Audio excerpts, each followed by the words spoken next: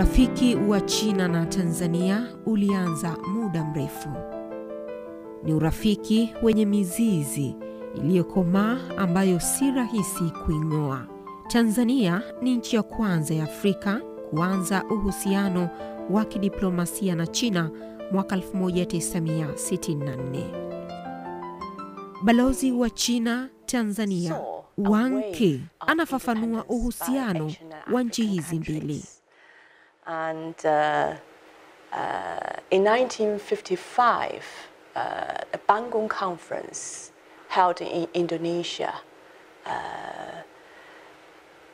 attracted 29 Asian and African countries.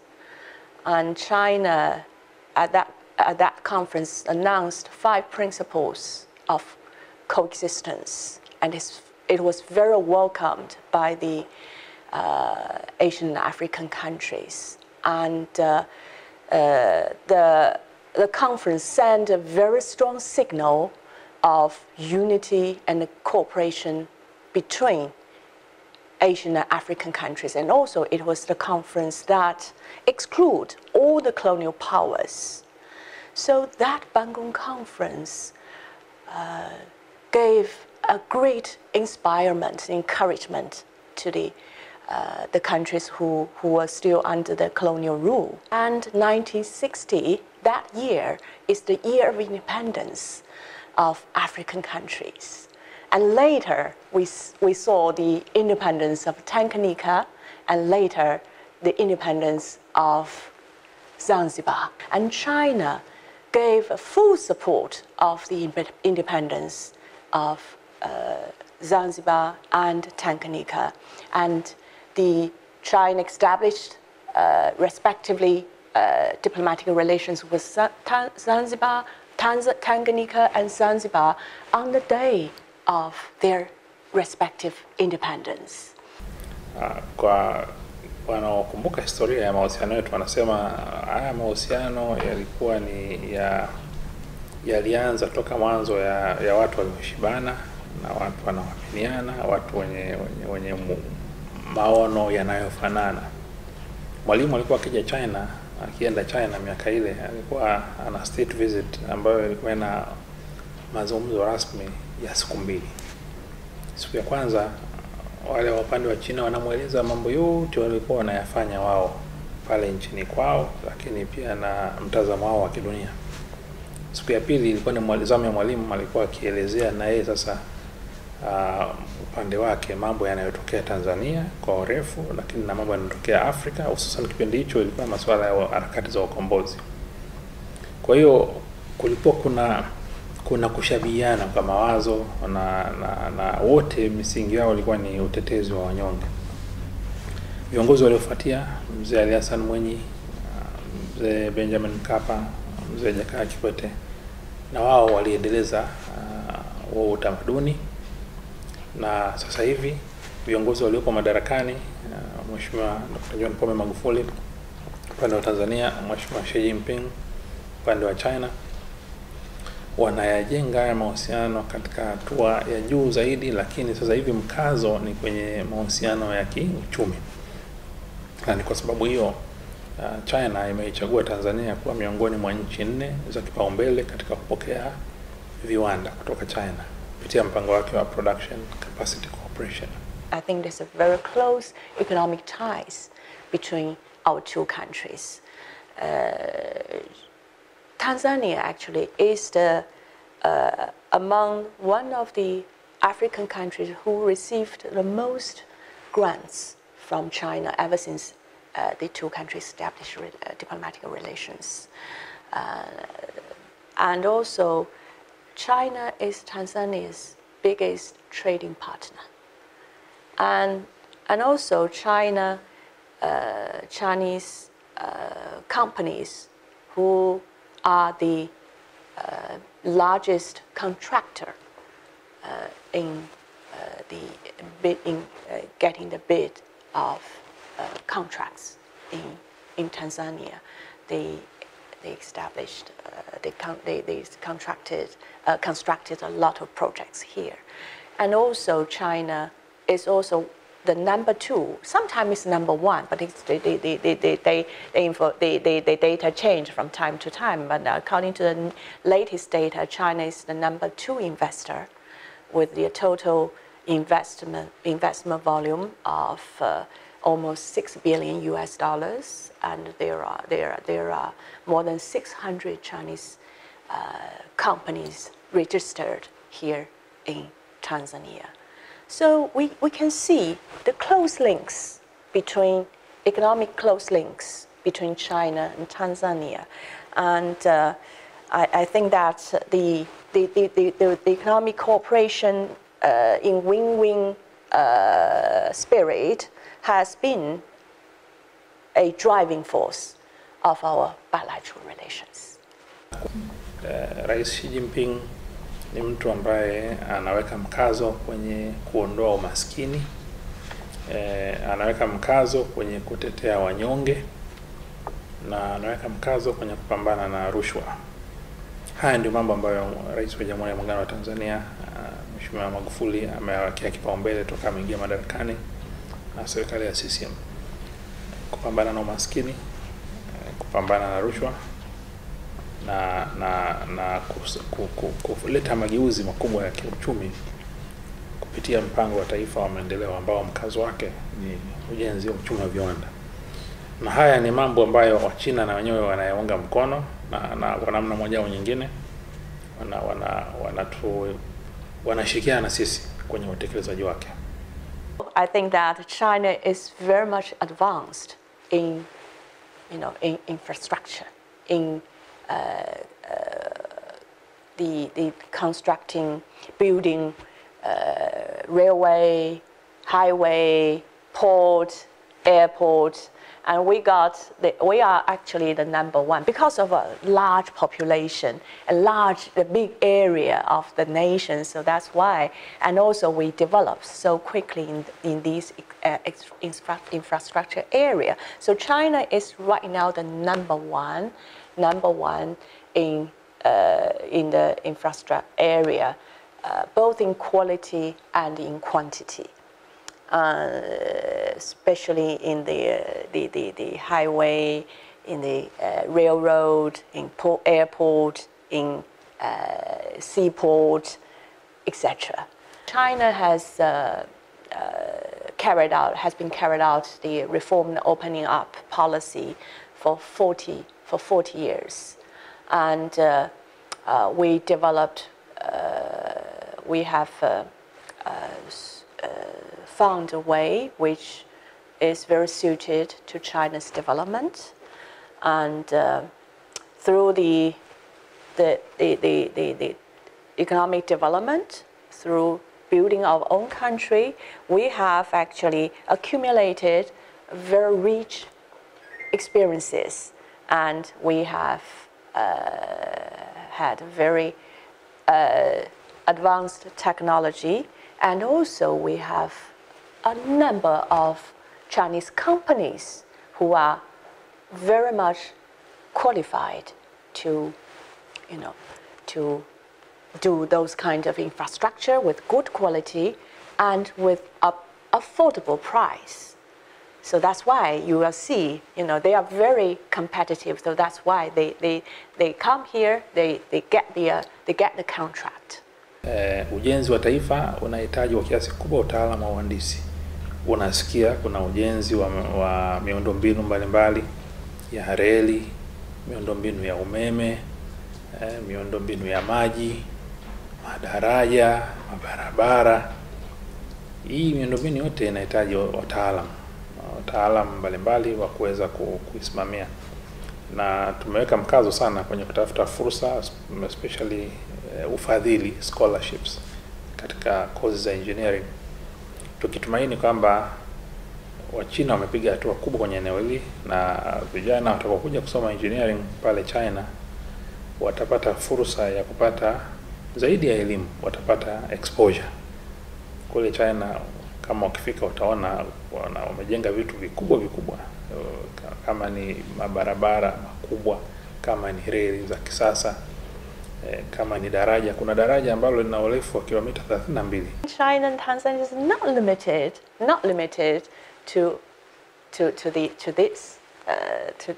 this construction projects, the infrastructure projects. Just as I said, I mentioned about we have been granting a lot of grants to this country, and here in Dar es Salaam you will see some landmark projects: the National Stadium, the Miradi International Center, a lot of areas like the manufacture, textile, steel, and construction material, and mining, and agro-product processing. So it covered a lot of areas.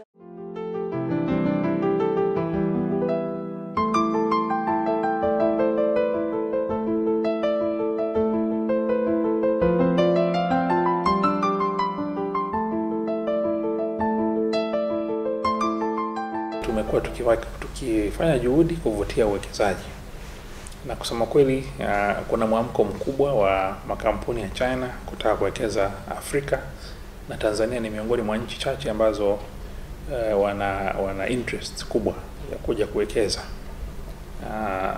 Tumepokea delegations zaidi ya 10 ambazo zimekuja hapa kwa nyakati tofauti. Walikuja hapa watu wanataka kuwekeza kwenye kutengeneza kiwanda cha kutengeneza cell phones hapa locally. Tumeunganisha na TTCL, wameanza mazungumzo, bila shaka mwakani pengine wataanza. Kuna kiwanda kinataka kutengeneza televisheni, hizi handset ambazo zikitengenezwa hapa zitashuka bei. Kuna kiwanda kinataka kutengeneza madawa ya malaria, na kuna kiwanda kinataka kutengeneza madawa ya HIV AIDS. Kuna viwanda ambavyo wanataka kuprocess muogo kutoka China. Kwa hiyo kuna wawekezaji wa aina mbalimbali wamekuwa wakija nchini kutokana na juhudi zetu za kuzungumza nao, kuwashawishi. Lakini tumeshiriki kwenye maonyesho mbalimbali, tumeshiriki kwenye mikutano na makongamano ya kuvutia wawekezaji zaidi ya 20 katika kipindi cha mwaka mmoja sehemu mbalimbali za China, na mwitikio umekuwa ni mkubwa, na wengi wamekuwa wakija Tanzania kukutana na mamlaka za uwekezaji ili kupata taarifa zaidi, na hatimaye kuona kama tukija kuwekeza Tanzania tutapata faida. Early September, the third summit of FOCAC is going to be convened in Beijing. I think that the theme is to build a closer community of common destiny between China and Africa through win-win cooperation. As you know that China, the President Xi Jinping of China initiated a Belt and Road Initiative 5 years ago. It is a development strategy involving all countries, focusing at improving connectivity. The 5 connectivity of policies, that is the development strategies. Connectivity of infrastructure, connectivity of trade, connectivity of finance, and connectivity among peoples. So I think that this summit will be convened in a spirit, of course, in unity and cooperation between China and Africa, in the larger frame. But but also the Belt and Road Initiative will be officially landed in Africa through this summit. That means that the leaders of China and Africa will sit together to discuss how to strengthen the cooperation under the Belt and Road Initiative. That is to expand the cooperation in infrastructure, in trade, in financing, in the people's to people's exchange, etc. Nchi zimenufaika sana kwenye misaada ya China. Katika kipindi cha miaka mitatu toka 2015 Tanzania imepata misaada mbalimbali. Mingine inaonekana, kwa mfano ukiangalia ujenzi wa maktaba ya kisasa ya Chuo Kikuu cha Dar es Salaam ni sehemu ya misaada iliyotokana na FOCAC. Ujenzi wa jengo la Wizara ya Mambo ya Nchi za Nje na wenyewe ni sehemu ya misaada ya FOCAC. Lakini wameahidi watajenga chuo kikuu cha usafirishaji. Kwa kutambua kama Tanzania tunawekeza sana kwenye miundombinu ya usafirishaji, kuna haja ya kutengeneza wataalamu wengi hapa nchini. Kwa hiyo wanatujengia chuo kikuu. Ujenzi wa chuo cha ufundi cha Kagera VETA tayari wameshaweka commitment. Ujenzi na ukarabati wa hospitali ya Abdullah Mzee kule Pemba wamefanya. Vile vile kuna miradi ya maji Unguja na Pemba wamefanya. Wamekarabati uwanja wa ndege wa Amani na uwanja wa ndege wa Mao Zedong. Kwa kweli wamefanya vitu vingi, na sasa hivi wamejicommit kufanya upembuzi yakinifu katika mradi mkubwa wa maji wa Chalinze. Wamejicommit kufanya upembuzi yakinifu katika mradi wa awamu nyingine ya ujenzi wa reli ya kati, na yote haya yanatolewa kwa njia ya msaada. Kwa hiyo tunahesabu kama ni mafanikio ya mahusiano yetu na China. Immediately after the establishment of diplomatic relations between our two countries, the two sides have been paying very much attention to the social development by, exchanging. First, I want to set example. One is the one is exchange of students, government scholars, students between the two countries. Actually, we provided the government scholarship to Tanzanian students to assist them go to China to study science and technology. And up to now, there have been 1,700 Tanzanian students who have already got their government scholarships to go to China. And also China also receive Tanzania is also assisting us to receive Chinese students to the University of Dar es Salaam to learn Swahili. And starting from 2000, China began to provide the vocational training, human resources training program to Tanzania. And up to now, there have been 5,000 Tanzanian officials, technicians, professionals who have got the opportunity to be assisted by the Chinese government to go to China. And some training courses are happening here, as utilizing Chinese assistance. And also talking about the new platforms. That is, one is the Confucius Institute, one is in Dar es Salaam, the University of Dar es Salaam, and the other is in University of Dodoma. So the Chinese teaching Chinese courses, not only in the university, those teachers, Chinese teachers, volunteers, they also go to schools, secondary schools, even primary schools, to set up classes. Up to now, for the University of Dar es Salaam, annually, they, provide the training courses of Chinese training courses for 10,000 Tanzanians, local people. So it's a huge number.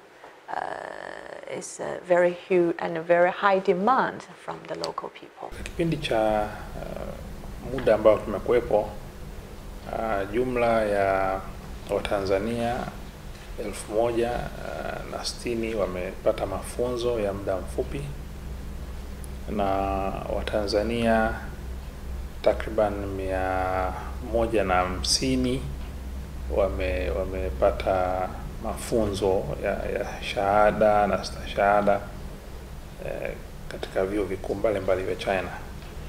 Na kikubwa tumeweka mkazo kwenye kutafuta fursa za mafunzo katika fani 3.